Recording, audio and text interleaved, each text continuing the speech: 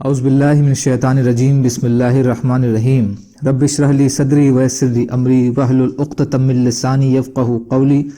ریاض الصالحین دوسرا حصہ، احادیث نبی صلی اللہ علیہ وسلم۔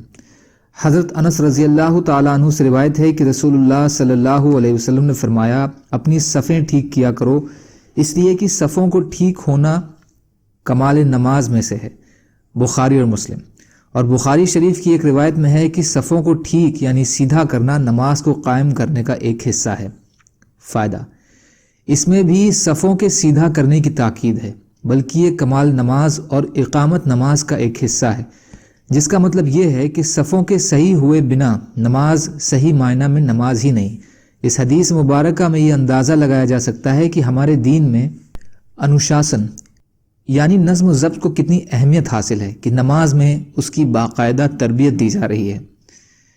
حضرت انس رضی اللہ تعالیٰ عنہ سے ہی روایت ہے کہ نماز کی تکبیر کہی گئی تو رسول اللہ صلی اللہ علیہ وسلم نے ہماری طرف متوجہ ہو کر فرمایا، اپنی صفوں کو سیدھا کرو اور چونا گج دیوار کی طرح مل کر کھڑے ہو، اس لیے کہ میں تمہیں پیٹھ کے پیچھے سے بھی دیکھتا ہوں۔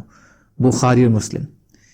یہ الفاظ بخاری کے ہیں، جبکہ مسلم میں اسی کے جیسے الفاظوں میں روایت ہے، اور بخاری کی ایک روایت میں ہے، ہم میں سے ہر کوئی اپنے ساتھی کے کندھے سے اپنا کندھا اور اس کے پیر سے پیر ملاتا تھا۔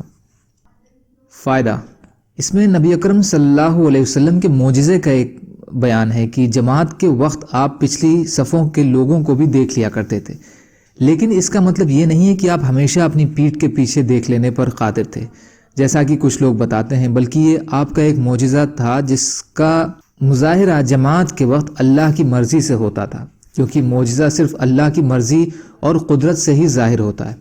جس نبی کے ذریعے سے ظاہر ہوتا ہے اس کے اختیار میں یہ نہیں ہوتا، اسی لیے وہ اپنی مرضی سے جب چاہے معجزہ ظاہر کر کے دکھلانے پر قادر نہیں ہوتا، ورنہ اگر وہ بذات خود صاحب اختیار ہو تو یقیناً اسے یہ اختیار ہوتا کہ جب چاہتا وہ معجزہ ظاہر کر کے دکھلا دیتا، لیکن کوئی نبی ایسا نہیں ہوا، نہ نبی اکرم صلی اللہ علیہ وسلم ہی ایسے اختیارات کے مالک تھے۔ دوسری بات اس سے یہ معلوم ہوئی کہ صفوں کو سیدھا اور صحیح کرنے کا مطلب یہ ہے کہ صفوں میں ایک نمازی کا کندھا دوسرے نمازی کے کندھے سے اور اس کا پیر دوسرے کے پیر سے ملا ہونا چاہیے۔ اسی بات کو نبی صلی اللہ علیہ وسلم نے تراسو سے تعبیر فرمایا کہ چونا گج دیوار کی طرح آپس میں مل جاؤ، جیسے ایک اینٹ دوسری اینٹ سے مل جاتی ہے۔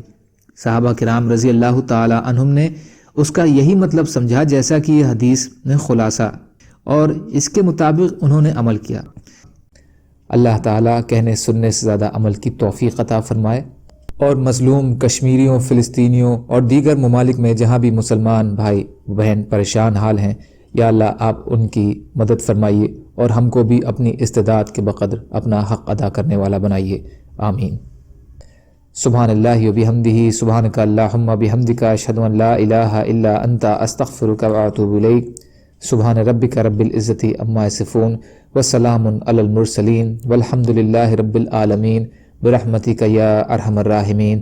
لا الہ الا اللہ، محمد رسول اللہ۔